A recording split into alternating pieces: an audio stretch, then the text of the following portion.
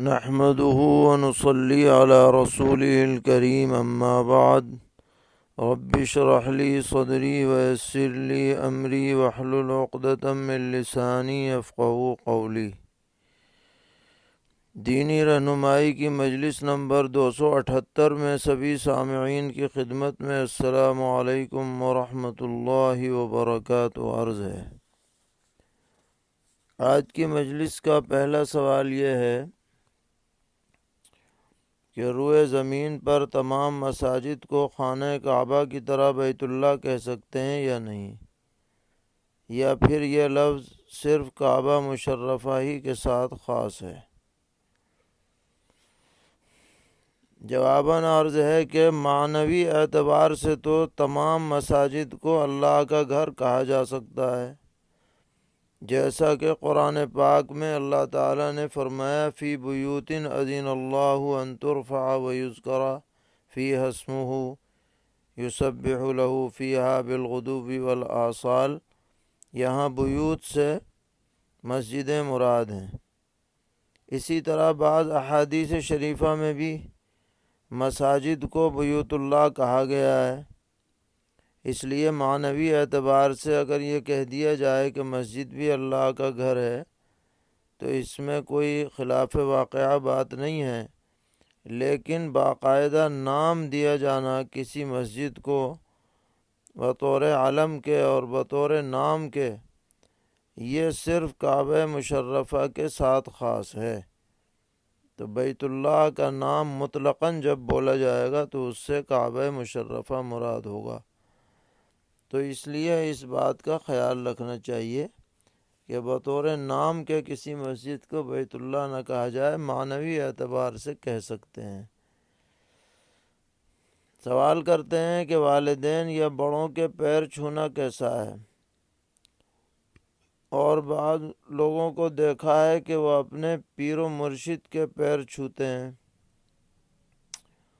اور غیر مسلموں میں تو عام طور پر یہ دیکھا گیا ہے کہ چھوٹے لوگ اپنے سے بڑوں کے پیر چھو کر ان کی تعظیم کرتے ہیں۔ تو اسلام میں اس کا کیا حکم ہے؟ جواباً عرض ہے کہ ہمارے علاقے میں بلکہ تقریباً پورے ملک ہی میں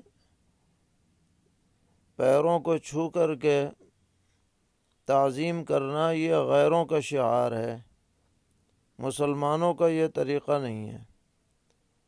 اس لیے مسلمانوں کو دوسروں کے تشبہ سے بچنے کی کوشش کرنی چاہیے، اور ایسا عمل نہیں اپنانا چاہیے جو دوسروں کا شعار ہو۔ خاص طور پر اس کی ترغیب دینا یا اس کو ضروری سمجھنا یہ اچھا نہیں ہے۔ سوال کرتے ہیں کہ جھک کر سلام کرنا کیسا ہے، اور کسی کا ہاتھ چومنا کیسا ہے، اور سلام کا اشارہ کرنا کیسا ہے؟ جواباً عرض ہے کہ جھک کر سلام کرنا صحیح نہیں ہے۔ سلام سیدھے کھڑے ہو کر کرنا چاہیے، اور یہ جو سلام کے وقت باقاعدہ جھکا جاتا ہے بعض علاقوں میں، یہ طریقہ درست نہیں ہے۔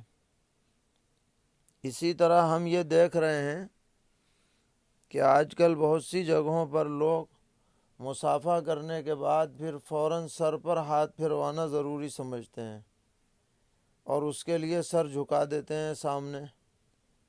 تو یہ طریقہ بھی نبی اکرم علیہ الصلاۃ والسلام اور صحابہ کرام رضی اللہ عنہم سے ثابت نہیں ہے، اس کا التزام درست نہیں ہے، صرف مصافحہ کرنا ثابت ہے، اور اس طرح سر جھکانا تعظیماً کسی غیر کے سامنے اللہ کے علاوہ یہ صحیح طریقہ نہیں ہے۔ البتہ مصافحہ کا اہتمام ہو سکتا ہے اور کرنا چاہیے۔ حدیث میں اس کا ذکر ہے کہ دو مسلمان جب مصافحہ کرتے ہیں اور ہاتھ ہلاتے ہیں تو ان کے گناہ جھڑ جاتے ہیں۔ اور رہ گئی یہ بات کہ ہاتھ کا چومنا، تو اگر کوئی فرط محبت اور فرط تعظیم میں اپنے سے بڑے کا ہاتھ کسی وقت چوم لے اتفاقاً تو اس کی گنجائش ہے، لیکن جس کا ہاتھ چوما جا رہا ہے اس کی طرف سے خواہش نہیں ہونی چاہیے کہ میرے ہاتھ چومے جائیں، یا جو نہ چومے اس کو برا نہیں سمجھنا چاہیے، اور اس کو معمول نہیں بنانا چاہیے۔ اتفاقاً چوم لیا تو چوم لیا۔ اور رہ گئی یہ بات کہ سلام اشارے سے کرنا، تو اگر دور سے آدمی سلام کر رہا ہے کہ اگر زبان سے کہے گا تو آواز نہیں پہنچ پائے گی، تو دور سے زبان سے کہہ کر دور سے اشارہ کر دے، اس کی گنجائش ہے۔ لیکن اگر قریب ہے تو پھر اشارے سے سلام نہیں کیا جائے گا۔ سوال کر رہے ہیں کہ ایک بات ہم نے بطور حدیث سنی ہے کہ ہر چیز اللہ کی تسبیح بیان کرتی ہے، حتیٰ کہ گدھا کہتا ہے کہ اللہ تیرا شکر ہے تو نے مجھے کتا نہیں بنایا، اور کتا کہتا ہے کہ اللہ تیرا شکر ہے کہ مجھے خنزیر نہیں بنایا، اور خنزیر کہتا ہے کہ اللہ تعالیٰ تیرا شکر ہے تو نے مجھے خنزیر بنایا لیکن بے نمازی نہیں بنایا۔ تو اس مضمون کی کوئی حدیث موجود ہے یا نہیں؟ اگر ہے تو اس کا حوالہ عنایت فرمائیں۔ جواباً عرض ہے کہ اس مضمون کی کوئی روایت ہماری نظر سے نہیں گزری۔ یہ الگ بات ہے کہ نماز کو وقت پر نہ پڑھنا اور جان بوجھ کر قضا کر دینا سخت گناہ ہے۔ اس کی مذمت کے لیے متعدد احادیث صحیحہ موجود ہیں۔ ان کے رہتے ہوئے ایسی بے سند باتیں بیان نہیں کرنی چاہیے۔ جو بات ثابت شدہ ہو بس اسی کو بیان کیا جائے۔ سوال کرتے ہیں کہ ایک صاحب نے نظر مانی تھی کہ اگر والد صاحب کی طبیعت ٹھیک ہو گئی تو میں مدرسے میں بکرا صدقہ کروں گا۔ اب والد صاحب ماشاءاللہ صحت مند ہو گئے ہیں، تو کیا بکرا کا صدقہ ضروری ہے یا اس کی قیمت بھی دے سکتے ہیں؟ جواباً عرض ہے کہ اس صورت میں بکرا دینا کوئی ضروری نہیں ہے، بلکہ بکرے کی قیمت لگا کے دے دیں، یہ زیادہ بہتر ہے۔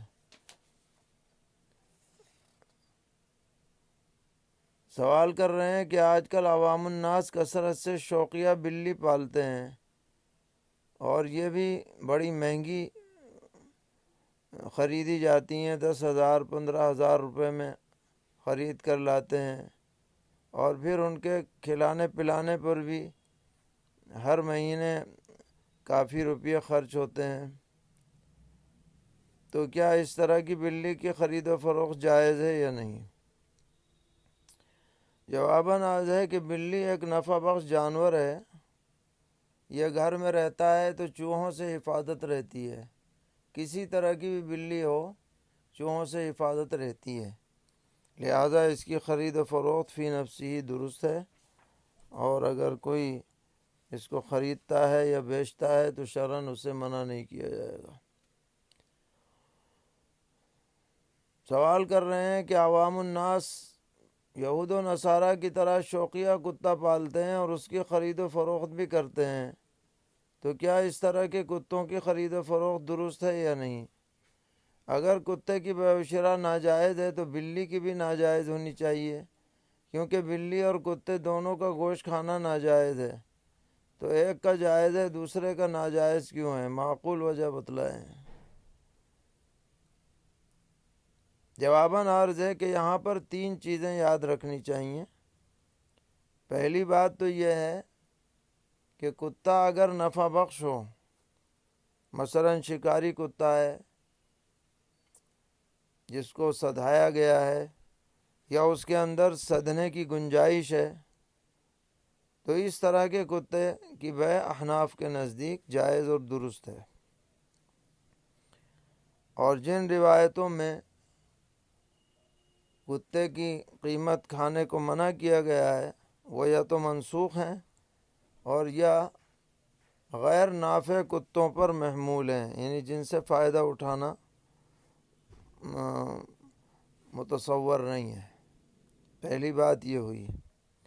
دوسری بات یہ ہے کہ جو کتے شوقیہ پالے جاتے ہیں، جن سے نہ حفاظت کا کام لیا جا سکتا ہے نہ شکار کا کام لیا جا سکتا ہے، ایسے کتوں کا پالنا بھی جائز نہیں ہے، اور ان کی خرید و فروخت و کاروبار بھی جائز نہیں ہے، اور حدیث میں جو ممانعت آئی ہے اس کے مصداق یہی کتے ہیں۔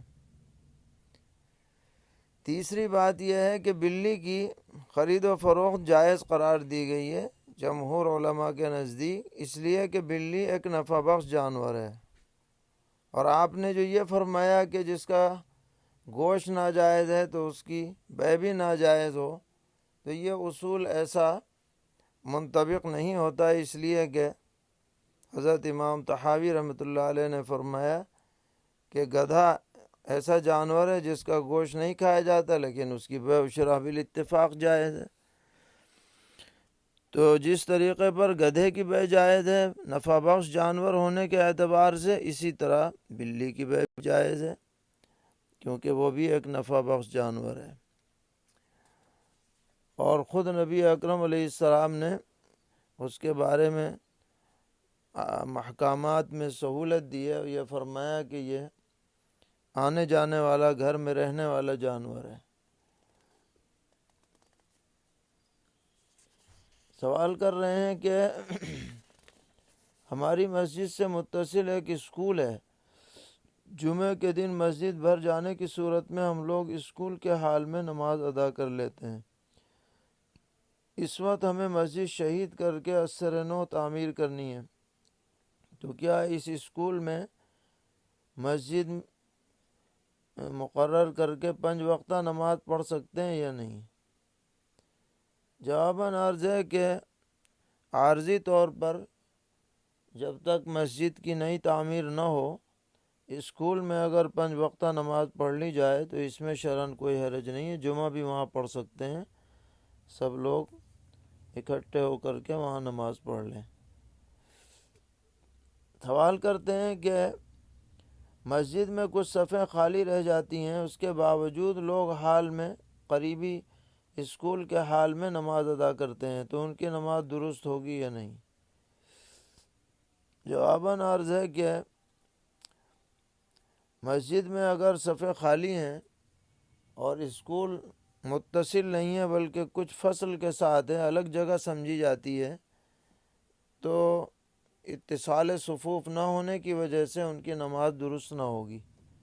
لیکن اگر بالکل ملی ہوئی ہے وہ جگہ اور ایک جگہ سمجھی جاتی ہے، کوئی فصل نہیں ہے، تو پھر نماز کراہت کے ساتھ درست ہو جائے گی۔ سوال کر رہے ہیں ہمارے مکتب میں کچھ بچے ایسے آتے ہیں جن کے والد مستحق زکوٰۃ ہیں لیکن والدہ صاحب نصاب ہیں، تو کیا ہم ان بچوں کو پیسے دے سکتے ہیں کہ اپنی فیس وہ خود جمع کر دیں، اور بچے سب نابالغ ہیں، تو ہمارا یہ طرز عمل درست ہے یا نہیں؟ جواباً عرض ہے کہ نابالغ بچوں کے مالدار ہونے یا نہ ہونے کا مدار ان کے والد کے مالدار ہونے یا نہ ہونے پر ہے، اور آپ کے سوال کے مطابق والد چونکہ نادار ہیں، مستحق زکوٰۃ ہیں، اس لیے بچوں کو بھی نادار ہی سمجھا جائے گا اور ان کو آپ زکوٰۃ کی رقم دے سکتے ہیں اور پھر وہ اپنی فیس ادا کر دیں۔ والدہ کے صاحب نصاب ہونے سے یہ نابالغ بچے غنی اور مالدار نہیں سمجھے جائیں گے۔ سوال ہے کہ مسجد میں مشرق کی جانب جگہ بہت ہی تنگ ہے اور شمال و جنوب میں مکانات بنے ہوئے ہیں، جس کی بنا پر نماز جنازہ کی جگہ مقتدیوں کے لیے ناکافی ہے بلکہ بہت ہی دشوار ہے۔ البتہ قبلے کی جانب امام کے مصلی سے آگے مسجد سے باہر کچھ خالی جگہ ہے، تو سوال یہ ہے کہ قبلے کی جانب خالی جگہ خارج مسجد جنازہ رکھ کر 1-2 صف خارج مسجد کھڑے ہو کر باقی صفیں مسجد میں لگا دی جائیں تو یہ درست ہوگا یا نہیں؟ جواباً عرض ہے کہ جو ضرورت آپ بیان کر رہے ہیں کہ دیگر کوئی مناسب جگہ نماز جنازہ پڑھنے کی نہیں ہے، تو جنازہ آگے رکھ کر قبلے کی جانب اور 2-4 صفیں وہاں لگ کر بقیہ لوگ مسجد میں کھڑے ہو جائیں تو اس ضرورت کی وجہ سے یہ معاملہ صحیح سمجھا جائے گا، اس میں شرعاً کوئی حرج کی بات نہیں ہے۔ سوال کرتے ہیں کہ اگر امام صاحب کو نماز جنازہ کی دعائیں یاد نہ ہوں تو کیا اس صورت میں نماز ہو جائے گی؟ اور یہ ایسی جگہ کا واقعہ ہے جہاں سبھی لوگ ان پڑھ ہیں، تو جواباً عرض ہے کہ نماز جنازہ میں طہارت کے بعد صرف 2 چیزیں فرض ہیں۔ نمبر 1، جو کھڑا ہو سکتا ہو وہ کھڑے ہو کے نماز جنازہ ادا کرے، اور نمبر 2، 4 تکبیریں پڑھ لے۔ تو جب یہ ادا کر لیا جائے گا، چاہے امام صاحب ادا کریں اور بقیہ جو مقتدی ہیں وہ بھی کم سے کم 4 تکبیریں کہہ لیں اور سلام پھیر دیں، تو نماز جنازہ فی نفسی ادا ہو جائے گی۔ البتہ لوگوں کو چاہیے کہ نماز جنازہ کی دعائیں اور ترتیب اچھی طرح یاد کرنے کی کوشش کریں۔ سوال ہے کہ ایک شخص نے اپنی حاملہ بیوی کو 1 طلاق دے دی، پھر بیوی کے ہاں بچے کی پیدائش ہوئی، تو کیا وہی آدمی اس سے دوبارہ نکاح کر سکتا ہے یا نہیں؟ جواباً عرض ہے کہ جب کہ صرف 1 طلاق دی ہے اور وضع حمل کے بعد وہ بائنہ ہو گئی، تو اب نیا نکاح کر کے وہ اس کے ساتھ رہ سکتی ہے، گنجائش ہے۔ سوال ہے، ایک مکتب کے ذمہ داروں نے مکتب کے حفاظ کرام کی دستار بندی کے لیے جلسے کا اہتمام کیا اور جلسے کے خرچ کے لیے دوست احباب سے کچھ رقم وصول کی۔ جلسہ ہو جانے کے بعد 4000 روپے باقی بچ گئے، تو معلوم یہ کرنا ہے کہ یہ باقی ماندہ رقم مکتب کے دیگر اخراجات میں صرف کر سکتے ہیں یا نہیں؟ جواباً عرض ہے کہ عام طور پر جو چندہ دینے والے لوگ ہوتے ہیں وہ مکتب کے نام پر دیتے ہیں، اس لیے اگر ضروری اخراجات کا تقاضا ہو تو یہ مابقیہ رقم مکتب میں لگائی جا سکتی ہے۔ پھر بھی اگر ممکن ہو تو ان سے دینے والوں سے مزید اجازت حاصل کر لی جائے تو بہتر ہے۔ سوال ہے کہ ایک صاحب نے زید کو مدینہ منورہ سے کھجور لانے کے لیے کہا۔ زید عمرے کے سفر پر گیا ہوا تھا، ظاہر سی بات ہے کہ مدینے سے لے جانے میں کافی پریشانی ہوتی ہے۔ اب زید تجارت کی نیت سے اس کی قیمت بڑھا کر لے رہا ہے، یعنی کھجور جو خریدی گئی تھی 400 روپے میں، تو وہ ان صاحب کو 800 روپے میں دینا چاہ رہا ہے، تو کیا زائد رقم زید کے لیے لینا درست ہے یا نہیں؟ جواباً عرض ہے کہ پہلے یہ دیکھا جائے کہ جن صاحب نے زید کو کہا ہے کھجور لانے کے لیے، تو زید کو وکیل بنایا ہے کھجور لانے کا یا زید سے خریدنا چاہ رہے ہیں؟ پہلے یہ بات طے ہوگی کہ زید وکیل ہے یا زید بائع ہے۔ اگر وکیل ہے تو جتنے میں خریدا ہے اتنا ہی لے گا، اس سے زائد نہیں۔ یہ جو راستے میں خرچ ہوا وہ بھی لے سکتا ہے، اور بتانا پڑے گا کہ میں نے مثلاً 400 روپے میں خریدی اور 200 روپے میرا خرچہ ہوا، بغیر بتائے زائد رقم نہ لے۔ اور اگر وہ بائع ہے یعنی بیچنے والا ہے تو وہ پھر اپنے حساب سے قیمت طے کر کے لے سکتا ہے۔ تو یہ فیصلہ ہونا چاہیے کہ بائع ہے یا وکیل۔ سوال ہے، کھیت میں کوے فصل کو بہت نقصان پہنچاتے ہیں، تو کیا کوے کو مارنا جائز ہوگا یا نہیں؟ جواباً عرض ہے کہ اگر وہ ایذا پہنچا رہے ہیں، پریشان کر رہے ہیں، تو اس کے مارنے کی اجازت ہے۔ حدیث میں آتا ہے کہ کچھ جانور ایسے ہیں جن کو حرم اور غیر حرم سب جگہ مارا جا سکتا ہے، انہی میں سے ایک کوا بھی ہے۔ سوال ہے کہ مستحقین زکوٰۃ کے لیے زکوٰۃ کی رقم سے مکتب کا انتظام کرنا کیسا ہے؟ ایک صاحب اپنی زکوٰۃ کی رقم سے پسماندہ علاقے میں مکتب قائم کرنا چاہتے ہیں۔ اس رقم سے وہ مکتب کے معلمین کی تنخواہ اور کتابوں کا انتظام کریں گے، تو کیا شرعاً اس کی گنجائش ہے؟ جواباً عرض ہے کہ براہ راست زکوٰۃ کی رقم تنخواہوں اور کتابوں وغیرہ کی خریداری میں نہیں لگ سکتی۔ البتہ اگر کسی جگہ سخت ضرورت ہو تو تملیک کر کے لگایا جا سکتا ہے، بغیر تملیک کے نہ لگائے، یعنی کسی غریب آدمی کو دے دیں جو سمجھدار ہو، پھر اس سے کہیں کہ بھئی تم ثواب حاصل کرنے کی نیت سے یہ پیسہ تم فلاں جگہ مدرسے میں دے دو، مکتب میں دے دو، وہ دے دے خوشی کے ساتھ، تو اس طرح یہ پیسہ لگ سکتا ہے، لیکن زکوٰۃ کی رقم براہ راست نہیں لگائی جائے گی۔ اللہ تعالی ہم سب کو دین پر استقامت عطا فرمائے، ہر طرح کے شرور سے محفوظ رکھیں۔